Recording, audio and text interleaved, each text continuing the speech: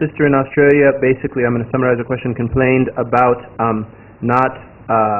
not being able to complete an engagement process for marriage after trying many times and fearing that it was due to black magic or someone desiring evil for her family. And he said the advice is truly returning or seeking refuge in Allah. وأن لا تسترسل مع الخوف من السحر ولا من غيره من جميع شرور الخلق. And that you do not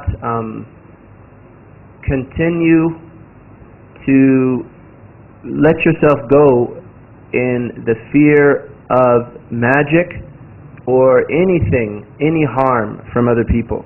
ولتوجن أنها ليست إلا مجرد أسباب مجهورة تحت جهر الجهار وإرادته. And that you be absolutely certain that these are mere means or apparent causes that are beneath the compelling and dominating power of Allah, who is al-Qahhar. قال تعالى عن هؤلاء السحرة وما هم بضارين به من أحد إلا بإذن الله. Allah said about those people who do this black magic that they are not harming anyone without Allah's permission.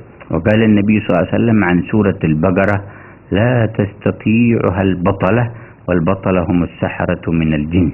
And the Prophet ﷺ said about Surah al-Baqarah that it cannot be overcome by the jinn that are used for this type of black magic. فلو أن قارئا قرأها من المسلمين أو بيتا قرئت فيه لو اجتمع سحرة العالم مدة 3 أيام لا ينفذون لهذا البيت ولا لذاك الإنسان الذي قرأ البقرة.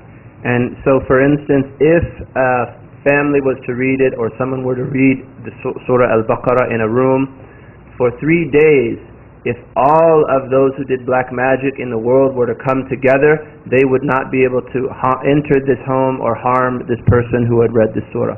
فليستبدل الخوف من السحر والسحرة بخوف نافع وهو الخوف من الله.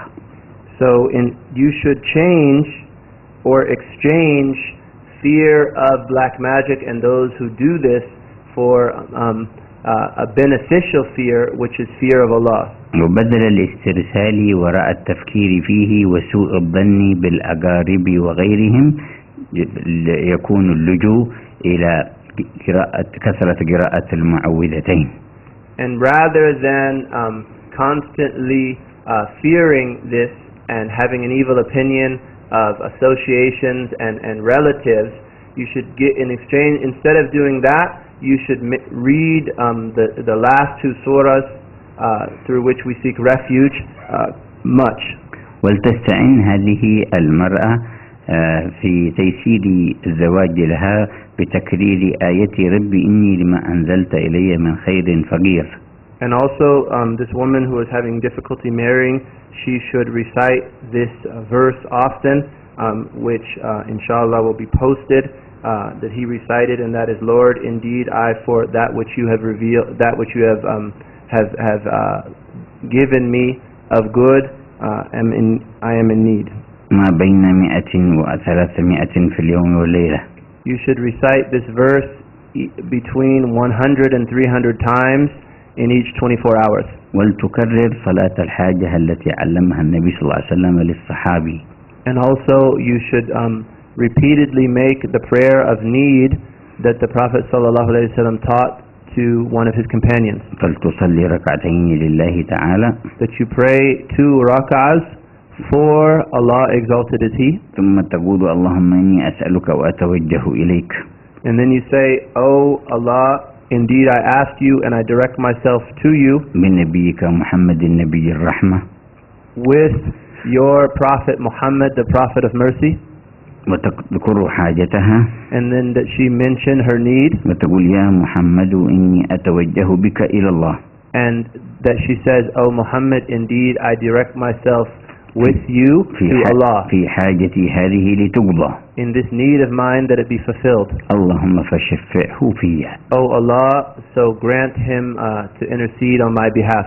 فقد صح عند الإمام الترمذي وغيره أن الأعمى الذي علمه النبي هذا الدعاء صلى فدعا فدخل عليهم وهو يبصر.